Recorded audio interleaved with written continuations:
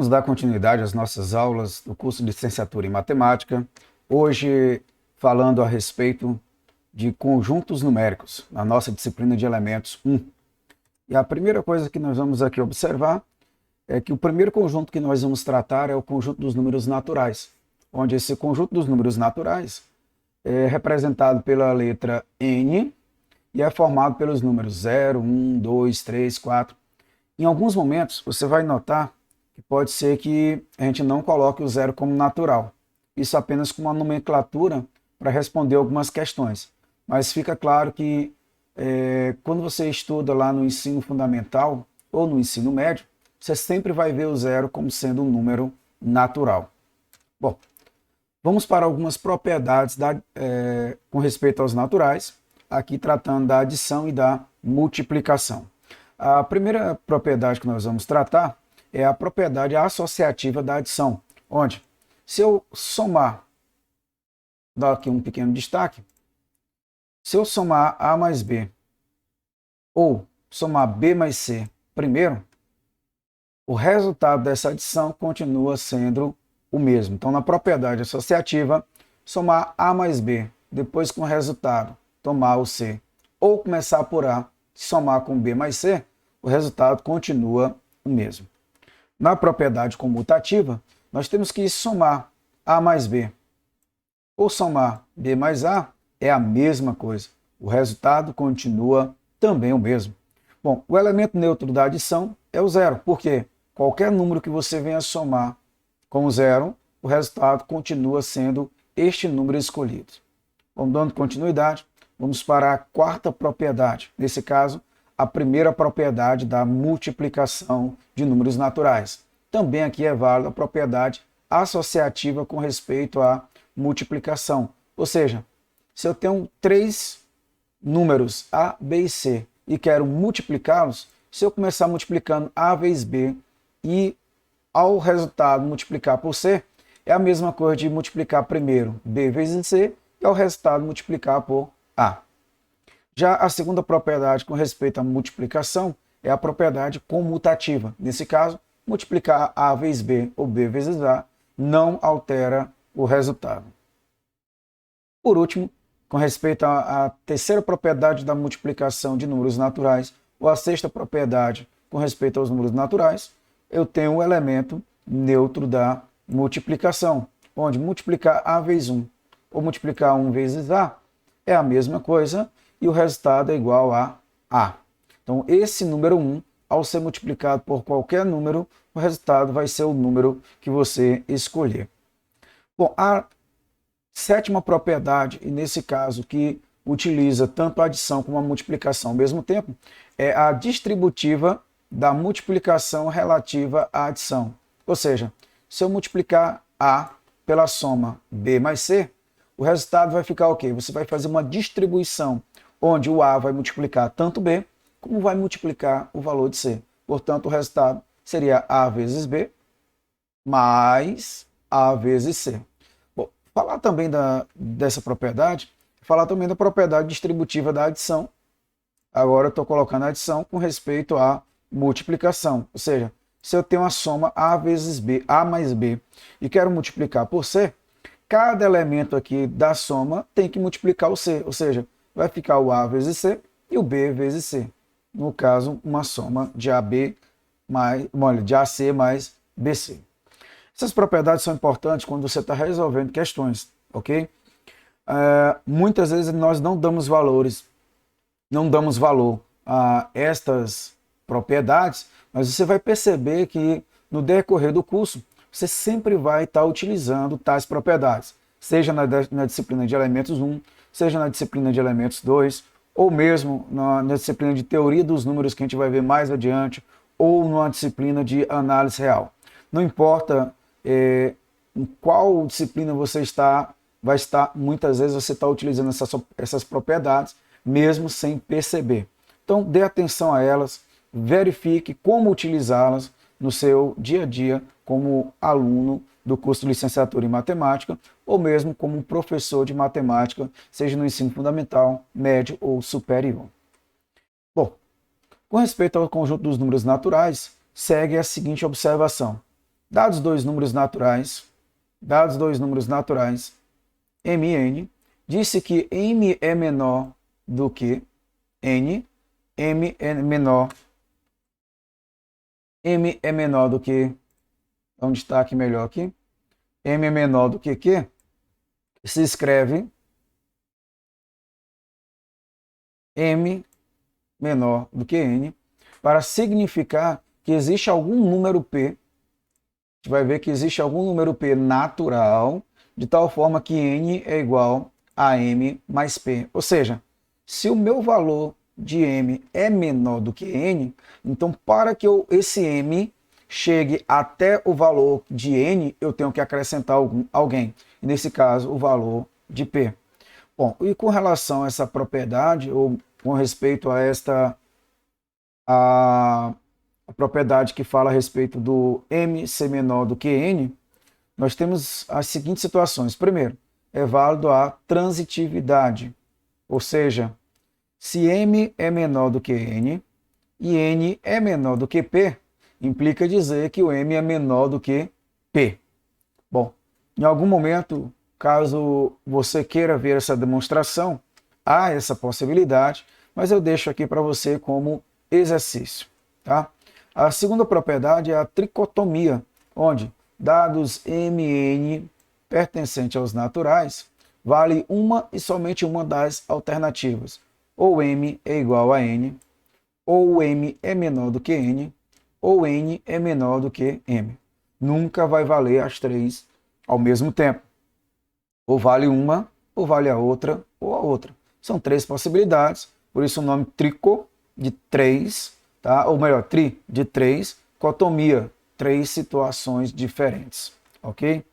E por último, penúltimo, você tem a monotonicidade, onde se m é menor do que n, então para qualquer valor de p, tem-se que m mais p é menor do que n mais p, ou mp é menor do que nq. Também seria uma situação a qual você poderia estar provando, tá? Olha o item 1 e o item 3, tente fazer uma prova dessas situações, ok? Bom, e por último o princípio da boa ordenação, onde todo conjunto não vazio, X, está contido nos naturais. Neste caso, se o X está contido nos naturais, nós podemos afirmar que possui o menor elemento. Então, todo conjunto não vazio, X, que está contido em N, possui um menor elemento. Lembrando que o próprio conjunto N já possui o menor elemento, que seria o zero. Portanto, qualquer conjunto que está contido nesses naturais também vai possuir um menor elemento. Vamos dar continuidade, vamos lá. Conjunto dos números inteiros. Falamos dos naturais. Lembrando que aqui nós estamos fazendo apenas uma revisão desses conteúdos. Em algum momento da sua vida de estudante, você já viu esses assuntos. Portanto, a gente está um pouco mais rápido aqui com relação a eles, trazendo apenas como uma revisão. A gente vai se atentar mais quando estivermos respondendo questões para vocês. O conjunto dos números inteiros é representado pela letra Z e ele é composto por quem? Por todos os números, melhor, pelos números naturais, 0, 1, 2, 3, 4, e também pelos números negativos. Ou seja, eu posso afirmar para você que o conjunto dos números inteiros ele é dado pelo zero, pelos números positivos e pelos números negativos. Portanto, aqui vale a ressalva com respeito aos subconjuntos dos inteiros. Ou seja, podemos distinguir aqui três subconjuntos bastante notáveis. O primeiro é o conjunto dos números inteiros não negativos. O que quer dizer não negativos? Bom, você vai excluir todos os inteiros que são negativos. Então nos resta quem? O zero e os números positivos. Mas quando eu olho para o zero e os números positivos, eu estou tratando do conjunto dos números naturais. Bom, dando continuidade, conjunto dos números inteiros não positivos. Você tem o zero e os números negativos. Tome cuidado que aqui está sendo bem claro. Não positivos. O zero nem é positivo, nem é negativo. Portanto, ele faz parte desse conjunto dos números inteiros não positivos. Bom, e dando continuidade, conjunto dos inteiros não nulos. Ou seja, pode ser os números negativos, pode ser os números positivos, só não pode ser o zero. É tanto que ele é colocado aqui como um Z asterisco. Quando você falou dos números inteiros não positivos, Z negativo. Quando ele falou dos números inteiros não negativos, seu Z mais. Bom, também os números inteiros têm suas propriedades. E uma coisa interessante, que aqui ele coloca logo de início, que o conjunto dos números inteiros estão definidas todas as propriedades dos naturais com respeito à adição e à multiplicação. Tudo que nós falamos a respeito da adição e multiplicação com respeito aos números naturais também são válidos para os inteiros. No entanto, há uma propriedade ou há propriedades que podem ser também colocadas com respeito aos números inteiros. E essa propriedade é o simétrico ou o oposto para a adição. Ou seja, toda vez que você tem um número pertencente aos números inteiros, você vai ter também o oposto dele. Ou seja, se você pega o número 3, por exemplo, você tem o oposto dele, é menos 3. E uma coisa importante é que toda vez que você pega um número inteiro e soma com o seu oposto, ou o seu simétrico, a soma é igual a zero. Bom, uma outra coisa que nós vamos colocar aqui é a respeito da divisibilidade em Z, onde nós dizemos que o inteiro A é divisor do inteiro B, simbolicamente A divisor de B, quando existe um número C de tal forma que esse C multiplicado por A é igual a B. Ou seja, e para representarmos os divisores de um número inteiro, vamos indicar por D de A. E também nós falamos dos múltiplos. Por exemplo, quem são os múltiplos de 3? Vou botar aqui. Quem são os múltiplos de 3? Os múltiplos de 3. Vamos ver se eu consigo escrever aqui rapidinho para vocês. Bom, os múltiplos de 3 são representados por quem? Bom, como eu estou falando de números inteiros, eu tenho que começar pelos números negativos. Então vamos começar aqui pelo menos 6, você tem o menos 3, você também tem o 0, você tem o 3, você tem o 6. Bom, aqui se eu for escrever, passaria o dia todo e não consigo, porque o conjunto dos números inteiros é um conjunto infinito. E se eu coloquei aqui os múltiplos de 3? Ok, beleza? E quem seria, por exemplo, os divisores do número 3? Só para podermos aqui estar com uma representação. Neste caso, nós temos tanto os valores positivos como temos os negativos. Mas se eu olhar só para os termos positivos, podemos dizer que os divisores de 3 seriam quem? 1 e ele mesmo. No entanto, como eu estou tratando dos números inteiros, você teria o menos 3, que é o oposto, você tem o menos 1, você tem o 1 e você tem o 3. Está aí os divisores de 3. Lembrando que se eu tratar dos números naturais, seria apenas 1 e 3. Isso aqui é importante com respeito aos divisores, pois quando falamos de números primos, quem são os números primos? Só para lembrar, 2, 3, 5, 7, 11, 13. Bom, aí vai uma infinidade de números, tem uma quantidade de números primos que a gente pode descrever, ok? Bom, dando continuidade à nossa aula, vamos agora para o conjunto dos números racionais. O conjunto dos números racionais, representado pela letra Q, é formado pelos pares ordenados, ou frações, A sobre B, ou A dividido por B, em que A é um número inteiro, e o B também ele é um número inteiro, só que com uma diferençazinha, né? Esse B inteiro, por estar no denominador, ele não pode ser igual a zero, ok? E isso vale também as seguintes propriedades. Primeiro, a igualdade. Se eu tenho A sobre B igual a C sobre D, você pode concluir que A vezes D é igual a B vezes C. Grava isso aqui, gente. Isso aqui é muito importante, tá? Grava isso. Você vai perceber que tiver mais adiante, a gente vai estar respondendo questões e essa propriedade é muito importante. Segunda propriedade com respeito à adição. Se você tem A sobre B mais C sobre D, considerando que B e D são diferentes entre si, o MMC de B e D é o produto deles, ou seja, você vai ter que multiplicar os denominadores, BD, e o numerador vai ficar como se eu estivesse tomando A vezes D somado com B vezes C. Isso aqui é uma propriedade importante, ou seja, faz parte da definição dos números racionais, onde todas as demonstrações vêm daqui, ó, dessa afirmativa que nós estamos falando, tá? E a terceira é a multiplicação. Aqui está colocado de forma errada e não vai dar para eu explicar tão bem agora, porque a letra não vai ficar tão legal. Vamos tentar aqui escrever, né? Você tem A sobre B, é um pouquinho diferente do que vocês estão vendo na explicação, vezes um C sobre D. Isso aqui vai ser igual a quanto? O resultado aparece na tela. O A vai ficar multiplicando o C e o B vai ficar multiplicando o D. Esse seria o resultado. Ficou um pouquinho diferente aqui, mas lembra que quando eu coloco a barra, você está falando de uma divisão ou do quociente ou da fração A sobre B. Bom, nós temos também alguns subconjuntos com respeito aos números racionais. Tá? Quem seriam eles?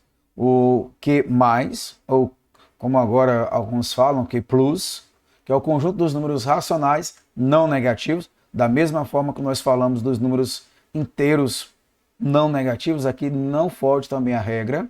Nós temos os Q-, conjunto dos números racionais não positivos, e conjunto dos números racionais não nulos, que é o Q asterisco, tá? Você vai estar percebendo aqui, eu não citei nenhum exemplo ainda, por exemplo, 2/3, 1/5, 7/8, 11/7. Lembrando que quando você estuda o conjunto dos números racionais lá no ensino fundamental, eles tendem a falar a respeito desses números racionais serem próprios, impróprios ou aparentes. Então, dê uma pesquisada, olhe lá nos seus livros antigos ou pesquisa na internet a respeito dessa informação que eu estou dando para vocês, tá ok? Também ele fala de frações equivalentes, tá? Mostra também como fazer essa soma de frações. Os livros do ensino fundamental traz isso com um detalhe até mais interessante, porque ele tem que fazer até muitas vezes de forma lúdica, mas ele está tratando com crianças que estão vendo a primeira vez esses assuntos. Então lá você consegue até mesmo ver detalhes mais interessantes do que aqui propriamente a aula, tá? Bom, com relação aos números racionais, também são válidas algumas propriedades com respeito à adição e à multiplicação. A primeira coisa é com respeito à propriedade associativa, onde há uma associação com respeito à adição, e se você está somando 3 frações, você quer começar a somar por onde? Então a propriedade associativa diz que se você começar a iniciar a soma pelos 2 primeiros e ao resultado soma o terceiro, é a mesma coisa de você começar a somar pelos 2 últimos, depois somar com o primeiro. O resultado continua sendo o mesmo. A segunda propriedade é a comutativa. Bom, aí você diz, eu quero começar a somar A mais A sobre B somado com C sobre D. Não, eu resolvi somar, na hora de escrever eu comecei escrevendo C sobre D somado com A sobre B. O resultado continua o mesmo. Na propriedade comutativa, a ordem dos fatores das frações não vai alterar a sua soma. E a terceira propriedade com respeito à adição é o elemento neutro, ou seja, o mesmo elemento neutro que você viu com respeito aos números naturais, é o mesmo que você vê com respeito aos números inteiros e agora também com respeito aos números racionais. Tá? Na multiplicação, da mesma forma, primeira propriedade é a associativa. Se você vai multiplicar os 2 primeiros, ou você vai começar multiplicando os 2 últimos, o resultado desta multiplicação continua sendo a mesma. A propriedade comutativa, a mesma coisa. Se eu quero multiplicar A sobre B vezes C sobre D, eu posso também fazer o contrário. C sobre D vezes A sobre B. O resultado continua o mesmo. Bom, vamos para a próxima, que é o elemento neutro da multiplicação. O elemento neutro da multiplicação, seja nos naturais, seja nos inteiros, seja nos racionais, é o mesmo número, que é o número 1. E aí nós temos aquelas propriedades, que é a propriedade distributiva. Também, da mesma forma como você fez lá nos números inteiros, se você está multiplicando A sobre B pela soma C sobre D mais E sobre F, o A sobre B multiplica C sobre D, mais esse mesmo A sobre B multiplica o E sobre F. A mesma coisa faço a distributiva da adição com respeito à multiplicação, não foi colocado aqui, mas é o mesmo procedimento. Vamos para a propriedade da multiplicação, agora a quarta propriedade da multiplicação, que é o simétrico ou inverso com respeito à multiplicação. Neste caso, o que eu posso colocar para você é que se eu tenho um A sobre B pertencente aos racionais, esse A sobre B diferente de zero, existe um B sobre A, também pertencente aos racionais, de tal forma que quando eu multiplicar A sobre B vezes B sobre A, o resultado é igual a 1. Você lembra que eu falei do simétrico com respeito aos números inteiros? E o simétrico com respeito ao número inteiro, ele é o oposto. Já com respeito aos racionais, ele é o inverso. Você vê que vai aumentando aqui gradativamente as nossas dificuldades. Bom, e para encerrarmos em termos dos conjuntos, nós vamos falar do conjunto dos números reais. Já falamos dos racionais, mas quando eu olho para esses números racionais, que são os números que eu posso dizer que eu posso colocar na forma de fração, fica faltando alguns números que não podem ser colocados na forma de fração. Esses são os números irracionais, cuja representação decimal não é periódica. E ao falar de representação decimal não periódica, há as representações decimais que são periódicas, que são as dízimas periódicas, que podem ser colocadas na forma de uma fração. A gente vai se deter em alguns momentos, algumas aulas, uma aula para tratar exclusivamente a respeito de dízimas periódicas, porque ao trabalhar com os alunos no ensino fundamental, principalmente no Fundamental 2, você vai perceber que as dízimas periódicas são muito importantes ao se utilizar para representar números que podem ser colocados na forma de uma fração, ou seja, os números racionais. Portanto, alguns exemplos de números irracionais: 1,2, 3, 4, 5, 6, 7, 8, 9, 10. Você vai perceber que você não consegue colocar esse número na forma de uma fração. 6,21. Aqui, além desses números que eu coloquei, eu posso colocar, por exemplo, o número π, que é aproximadamente 3,14. Eu já coloco para você, pesquise. Você vai para ver quantas casas decimais você tem ali para o número π. É bem interessante até mesmo pesquisar a respeito dele e a sua importância, principalmente na geometria espacial. Nós temos também o número e e outros números que você vai então encontrar que são bastante interessantes no ensino, principalmente de geometria, tá? Bom, falei dos números racionais, falei dos números irracionais, nós falamos agora dos números reais, que é o conjunto formado por todos os números com representação decimal, isto é, as decimais exatas ou periódicas, que são os números racionais, e as demais não exatas e não periódicas, que são chamados os números irracionais. Veja que aqui eu toquei em mais um ponto importante que você deva estar se atentando. Quando eu falei dos números racionais, eu já tinha falado daqueles periódicos, tá? Principalmente as dízimas periódicas. Mas dentre essas periódicas também tem os decimais exatos. Todo decimal exato, por exemplo, 2,1, ele pode ser colocado na forma de uma fração. 2,1 é a mesma coisa de eu colocar 21 sobre 10.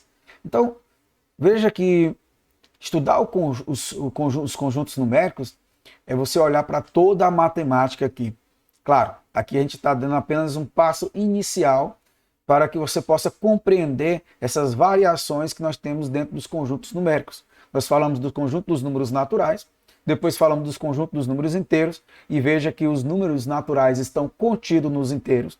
Nós falamos dos conjuntos dos números racionais, e veja que os inteiros estão contidos nos racionais, ou seja, os naturais estão contidos nos inteiros, que por sua vez estão contidos nos racionais. E aí falamos dos números irracionais e por último os números reais. E tanto os números racionais como os irracionais, estão contidos dentro desses números reais. Bom, não paramos aqui.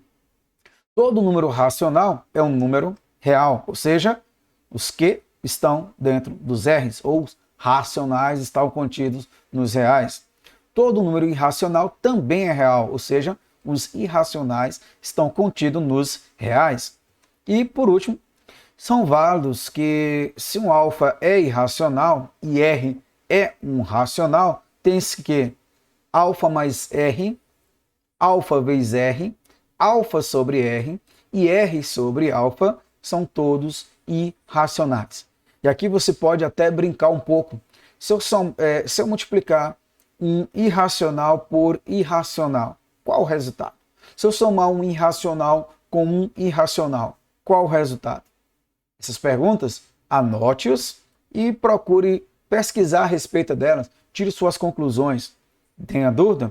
Mande as perguntas. Mande a pergunta seja no próprio canal do YouTube, seja na nossa plataforma Classroom, seja através do nosso WhatsApp. Você tem todos esses acessos para tirar essas dúvidas. Fique à vontade para tirá-las. Bom, o próximo passo que eu daria aqui seria falar sobre intervalos. Para a aula de hoje, intervalos a gente precisa de uma forma mais apurada, uma vez que quando quando você for estudar funções e gráficos, a disciplina de funções e gráficos, você vai precisar muito sobre intervalos. Então é importante nós falarmos a respeito desse assunto de forma mais tranquila. Então, para a nossa aula por aqui, espero que você tenha gostado dessa aula. Aproveita, dá o seu like na aula. Se você não é inscrito ainda no canal, se inscreva e até a nossa próxima aula.